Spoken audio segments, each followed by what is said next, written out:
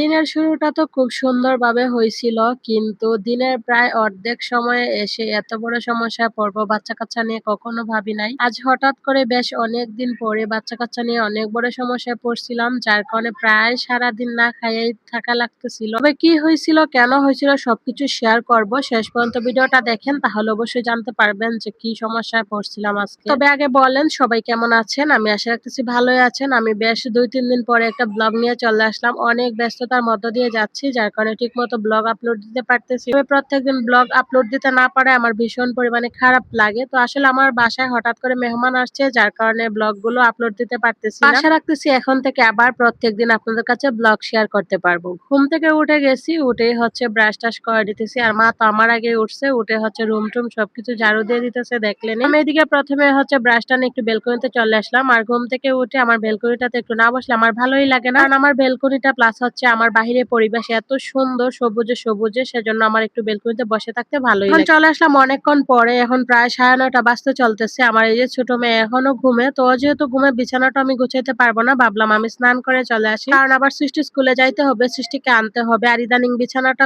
তুলতে তুলতে আমার অনেকটা লেট হয়ে যায়, কারণ ওই যে আমার ছোট মেয়ে ঘুমে থাকে, তার কারণে সকাল সকাল বিছানা গুছাইতে পারে নাই। তো এই তো আমি স্নান টান করে রেডি হয়ে চলে যাচ্ছি। আমার ছোট মেয়ে কিন্তু এখনো ঘুমাইতেছে, ও এখনো উঠে নাই। তো আমি যেহেতু চলে যাচ্ছি, মা হয়তো ও উঠলে পরে বিছানাটা গুছিয়ে নিবে আরকি আমি আসতে আসতে।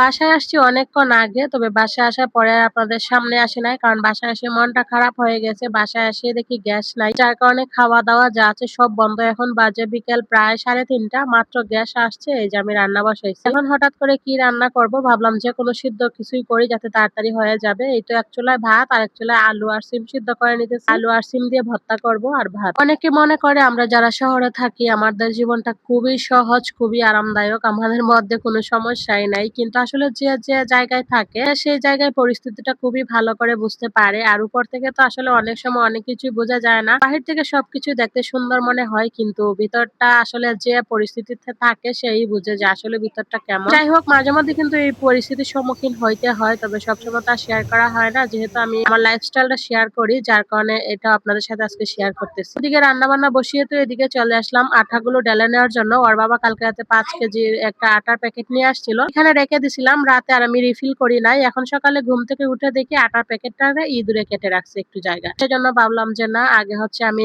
বক্সে রেখে দিই। দেখেন কি অবস্থা, মাত্র স্নান করে আসছে, আইসাই বসছে এখানে মাটি নিয়ে।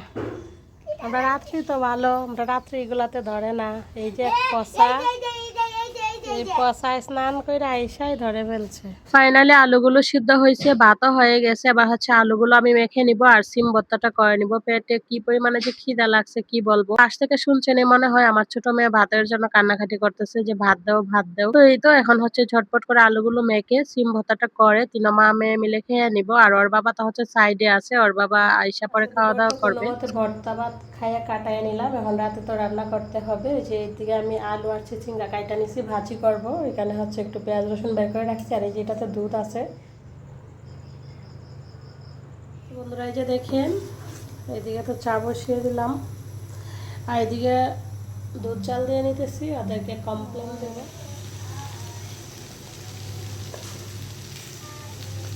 তো বন্ধুরা এই যে দেখেন বিছানা রেডি, আমরা এখন ঘুমাবো। আর বাবা এখনো আসে নাই, আমরা এখন শুয়ে থাকবো। আসলে পরে বাবাকে খাওয়াবো, পরে খাবার দেবো। বিছানা রেডি, আমরা এখন শুয়ে থাকবো, ঘুমাবো না আজকের মতো।